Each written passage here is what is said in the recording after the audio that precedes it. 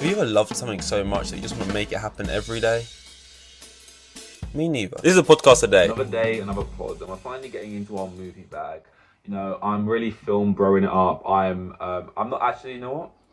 I want to make a promise to you right now. No matter how much I improve my film knowledge, and I watch more than actually like 10 a year. No matter how deep into this rabbit hole I go, I will never. I repeat, I will never call myself a cinephile. Not doing that. That's I don't, I feel like that's a name they've sort of given themselves. We're a bunch of people who like cinema, cinephiles. I just think, to me, I would have maybe went with something a little bit different. For obvious reasons. But it's fine. What came first, the chicken or the egg? What came first, the cinephile or the... You get it. Today's film of choice that we're talking about, my recommendation for you, if you've seen it or not seen it, is a little film called Rogue One. And I recommend this film to you because I hate this film. And as you all know, if you don't know now, you know, I have awful movie taste. So from now on, I'm going to be recommending films that I actively hate. That's right. It's stupid, but let's go on. Now, rappers, Lil Wayne, Jay-Z, there's more of them. I think there's more than just two in the world, I think. Yeah, I'm pretty sure there's more. They do a little thing, a little bit of wordplay, and I don't think it takes the best rapper in the world to look at this film called Rogue One and think it's a bit of a Rogue One, like Rogue, like it's a Rogue One, like come on, yeah, you get it. I don't like this film, so maybe you will, and that's the whole concept. You get it. You get it. I'm trying to like force you to understand it. Don't like it, and by today I've got the letterboxd up right here. Let's first of all, I think let's get the sort of statistical things out of the way. This film came out in 2016, directed by Gareth Edwards. I'd love to know what else he's done. I'm on Letterboxd right now. You can click on the name. I'm learning new things right here. That's a great feature. You click on the name, it shows you other films they've done. He's done The Creator, which, to be honest, is a film I saw the trailer of, and like, first of all, I thought this looks all right, but it kind of gives me similar vibes to like certain films. Not that like the storyline is similar, but there's a film. What's the one where they're all fucking? I haven't misspoke. That's like basically the concept. They're in space. They're like on a space station going to a new planet, and they all drink the blue. They call it the blue, and then that dulls their senses or whatever. But then when they stop taking it, they start to feel all human stuff and they get horny basically. It feels like it's film. You see the trailer, like, well, that's an interesting concept. That could be cool, but then it just turns out to be the most mid film in the world type thing. Don't remember what that was called. That kind of proves my point that it was mid. The Creator kind of had that vibe, but then apparently it came out and it was like the CGI apparently was really good and like the film was actually decent. John David Washington, right?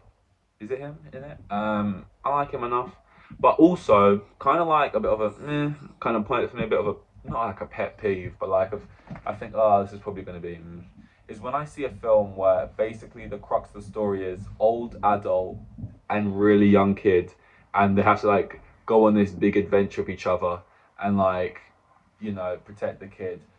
That film, which I guess it came out, I never heard a single thing about it. I guess it wasn't very good. The concept was fucking crazy from what I remember, which I don't actually remember. 65, I think it was just called 65. It was like 65 million years in the past or the future, but there was dinosaurs, and it's Adam Driver, young kid,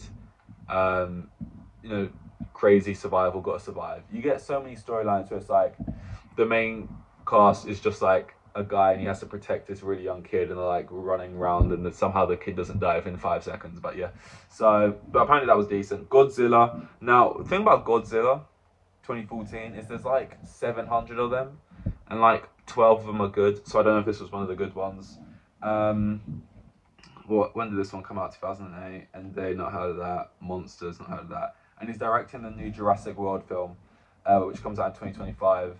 Which, I mean, I don't know if anyone has considered any of the new Jurassic Park movies good. I know people like the old ones and they just keep trying with these. So I assume, if I click on this, will it tell me the cast or anything? How good are you, Letterboxd? Crew. It's just telling me crew. It's not really giving me a list of cast or anything. I guess I'd probably have to. What about details? No. Studios and stuff. It doesn't give me the cast. I guess the letterbox isn't that advanced. Yeah, 2025. Yeah, would have the cast. But I'm gonna have to like put it out into IMDb. But if it's like Chris Pratt and that, then I have no reason to assume it's not going to be like just the same as all the other Jurassic World movies. So we'll see. But for me, Rogue One was so boring. I don't remember why I watched it. I don't remember where I was. I don't remember, like, it wasn't in the cinema. I don't know why I put it on. I don't know. I just don't know. And everyone really, well, not everyone, a lot of people seem to like. I think it's quite divided. I would say it's probably 55% of people like it, 45% of people don't really. Um, a lot of people really like. It's like I feel like their reason would be it's grounded in this kind of stuff, or like it tells a smaller story, and it's different, and not everyone makes it and stuff. Whereas I think what I would say, which is what I think a lot of people would say, is that it's basically the film is a bunch of these characters running around trying to fight the good fight, and they all die at the end, and that happening kind of, it's important for you to care. The whole kind of movie is sort of depending on the audience giving a fuck that it kills off its whole cast. At the end of Infinity War, I care about the characters who are dead, even though I know they're actually not dead. And that's the thing. It's like I cared more about them dying, even though I knew in the moment they're probably not dead. Because I like them more. And to be fair, that wasn't off of one film. You knew the characters for a lot longer time. So it was always going to be, I don't know actually. I feel like 1 hour, like 90 minutes is the minimum the film length would have been. I mean, let's get it up to see how long it would be. Of course, it wasn't 90 minutes. This isn't 2006. No film is shorter than 2 hours these days, really. Is it going to tell me the film length? How good are you, Letterboxd? Like, it looks like not perfect. I feel like it would tell me the length somewhere of the film. Let's not do the innuendos right now, guys. If I log in, it'll tell me.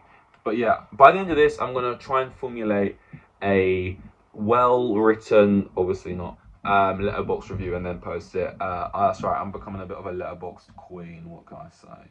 I feel like right there is where it should say the length of the film, and it doesn't. But it definitely is probably at least like 2 hours. And I don't know. It's sufficient enough time, but I guess it is also tricky to make everyone care about this story that feels inconsequential, about characters who you've just met here, and then they all die. Maybe they don't all die, a lot of them die though. And yeah, it's just difficult. Infinity War, it's like you've got, firstly, like outside of the people playing them and how we've seen them on screen, they're already just well known. So even if you haven't seen the Spider-Man movies before this one, Spider-Man is just so well known that regardless of if you've seen these films or not, you care just because of the name at least. But yeah, on a more like, but most people have seen the films basically, and they do care because you've had that reason to. I mean, who dies in that? You got like Black Panther. This is no place to die. You got Spider-Man. I don't want to go. Please, Mr. Stark, please. I don't want to go. You got I think Star-Lord's just like, dude. But they all say their little thing. They all say their little one line. Like they're like, oh, I'm about to die. Shit, I'm dying. They say a little thing and then they die. And yeah, it just had a better ending. I mean, when did this Infinity War come out? So this came out in 2016. Infinity War, if I had to guess, I'd say it was 2018. So this, when I say this did it first, like obviously nothing really did anything first. It was all pretty done somewhere else, obviously before that. But you know what I mean. In this kind of realm of film, let's get it up. Infinity War release. Infinity War came out 2018. What can I say? I know my Marvel, which I don't know if that's embarrassing at this point, but I don't care. So yeah, it came out 2018, 2 years after, and they just did it a lot better. What's another film that was like that? I felt like No Way Home and The Flash. I feel like No Way Home had all these characters coming in from different dimensions, realities, whatever the fuck, and like they just executed it better. And The Flash was like a similar thing, and I just don't give a fuck. I'm just like, well, I don't go away. And I'm like, I'm not just trying to like, was it glazing? I'm not trying to like suck the sort of cinematic penis of Marvel, but because look, I also call them shit a lot. Don't get me wrong, and I think Phase. Oh my god! I just scratched the top layer of my skin off. I was so itchy on my leg, and I was scratching it. And now, anyway, no one. That's weird. Yeah, I've said. Look, I've said Phase 4 shit. I've said. What are we in now? Phase 69. Why did I say that's childish? Why did I even say that? Phase 69. I thought that was a good thing to say. Oh god, why does no? This is why no one's listening. But you know, we're like on Phase 17 or whatever now, and I don't know what we're on, but I just know they've all been crap. The films. No Marvel films coming out this year, right? Like no MCU kind of film. Maybe that's a good thing. We've had like 3 a year for a long time, along with a bunch of TV shows. None coming out this year. I know Deadpool's coming out, which is, I guess you could argue, technically MCU because it's all linking in and shit. But yeah, people argue it's like this is the argument sometimes people made when everyone starts to jump on not liking something, whether that be animated movies, whether that be Marvel movies, whether that be a lot of things, and they go, "It's not got worse. You just got older," and it's like that's so easy to say because like, oh well, it's still making money and clearly the kids still enjoying it, but like it used to be so much more than just the kids enjoying it, you know, with a lot of these films. Like to argue like Pixar hasn't got worse even, I feel like I want to do a Pixar movie actually next. I want to try and find my least favorite Pixar movie and talk about that one. This is a very negative podcast, but you know, I don't know, I just think I'm more doing it not because I like talking about films I hate more than talking about films I like, but more just because I just think it's a slightly different angle than just sitting here reviewing films I like all the time. So yeah, just to clear that miserable take up. But yeah, no, I want to do a Pixar film probably because I just feel like, I mean, I don't necessarily think it maybe be one of the newer ones, but I do think in general that the ideas have just like lost a certain magic, a certain je ne sais quoi, you know, and that is what it is, but we're not talking Pixar right now or Disney films, and I don't think you can just chalk it down to, you know, the films haven't got worse, you've just got older. Marvel has, you know, fallen a little bit, and it's interesting to see where they'll take it. I think, you know, Fantastic Four, the next Avengers movie, these will be big moments to kind of know, you know, where we're at with it all. But on the Star Wars of it all, you know, obviously never seen the originals really, or like I kind of have, but I don't really remember at this point. I'm really bad with getting myself like watching older films. Like I just can't do it. Like I'm a snob, man. I'm a modern day snob, and like past anything earlier than the 90s, I can't watch the film simply just because it's so old and it's so dated. And it's a me thing. I know I'm bad.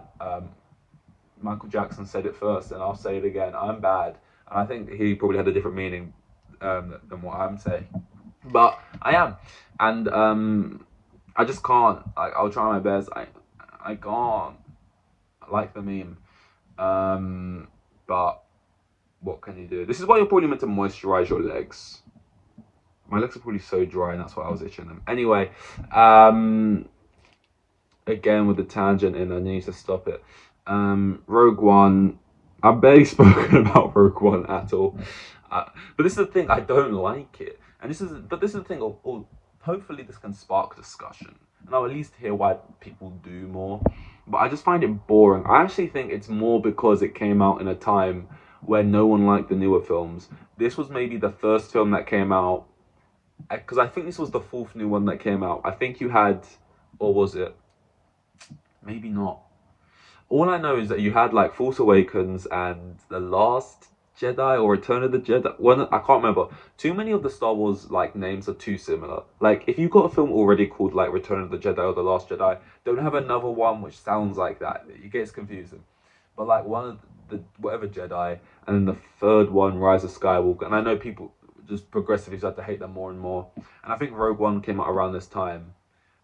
Solo, Star Wars, so it also came out around that time, which I'm gonna anger a lot of people because I actually liked that.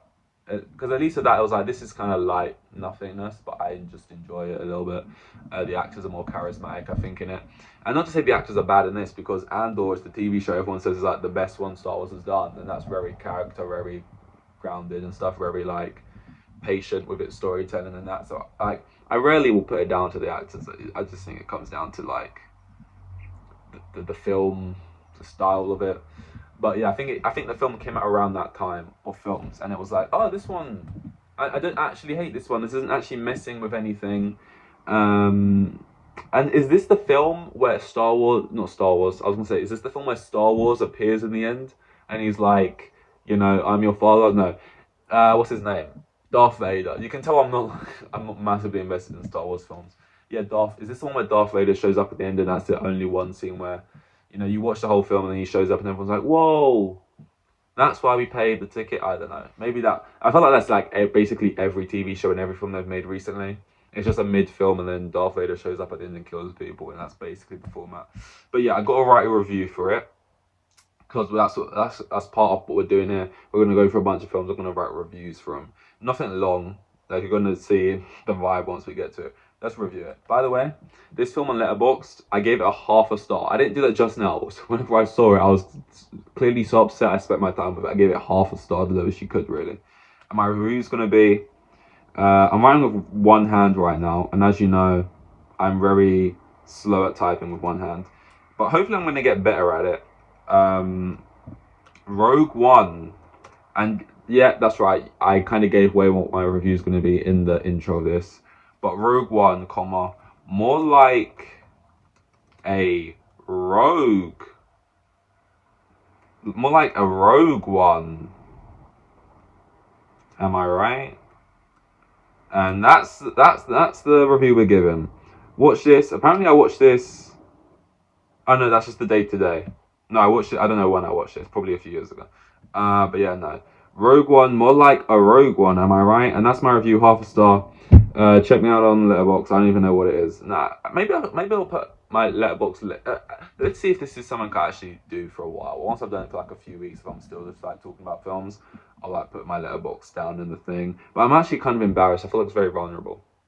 You know, I'm really exposing my ass cheeks to the world by showing you my Letterboxd, because you're gonna see how much of a tasteless buffoon I am. But yeah, thank you, Gareth Edwards, for that masterpiece that is Rogue One, a Star Wars story. A Star Wars story, in case anyone was wondering what film they was watching, in case you was sitting down thinking you was about to see Jurassic Park or like anything else. No, this is a Star Wars story, just to keep that clear. So thanks for that, Gareth. And yeah, for today, I think it's 350 actually, so on to 351.